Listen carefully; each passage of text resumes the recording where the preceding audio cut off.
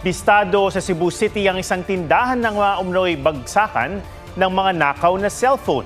Nakuha sa shop ang mahigit 100 mamahaling cellphone na ninakaw umano sa kasagsagan ng Sinulog Festival. May report si Femery Dumabok ng GMA Regional TV. Ang ordinaryong tindahan ng cellphone na ito sa Cebu City. Bagsakan umano ng mga nakaw na cellphone noong Sinulog Festival. Natuklasan ito matapos matrace ng isang estudyante ang nawawala niyang cellphone. Agad niya itong itinuro sa mga otoridad. Sunod-sunod na magud ang reklamo sa barangay.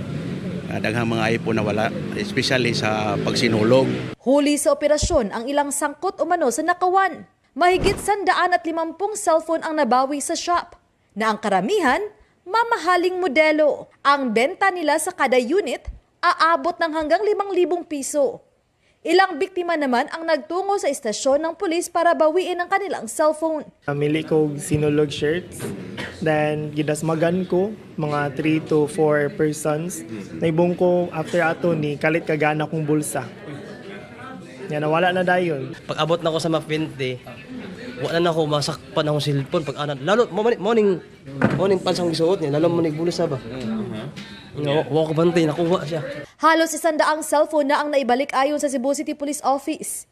Pinayuhan nilang iba pang nanakawan ng cellphone na pumunta sa kanilang tanggapan. Patuloy namang iniimbestigahan ang may-ari ng cellphone shop na posibleng maharap sa asunto. Bukod kasi sa illegal na aktibidad, napag-alaman ding walang business permit ang tindahan. Sinusubukan pa namin siyang makuhanan ng pahayag.